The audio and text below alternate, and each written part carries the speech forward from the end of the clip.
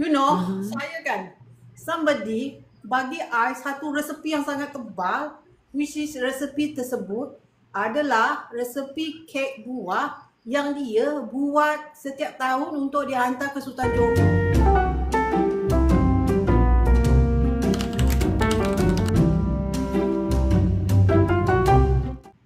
Masya Allah.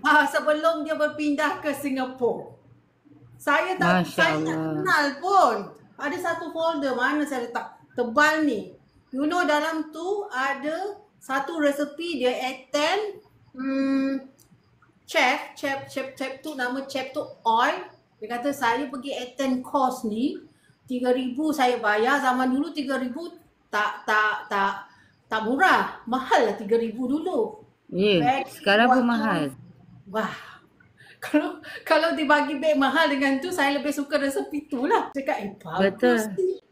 Dia kata, I ni nak rushing pergi Singapura, you tahu. I tak tahu bila I nak balik.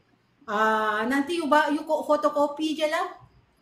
Saya pun belalah. Dia beli kek marble dekat saya. Masa tu dia beli kek marble. Dia cepat-cepat nak pergi Singapura. Sebab dulu dia seorang baker. Dia jual dekat dekat Lakin, semua dia jual. Lepas tu saya kata, kenapa tukar? Ada projek baru dia kata. Sekarang dia buat bisnes lain, lebih kepada kosmetik saya rasa. Daripada baker kepada kosmetik. Resepi ni sangat berguna. Dia kata, buku ni macam mana I nak jumpa you? Tak apalah, you simpan lah. Dia kata, I simpan buku tu. I sangat suka buku tu. Still contact sampai sekarang. Masya Allah, Alhamdulillah, rezeki.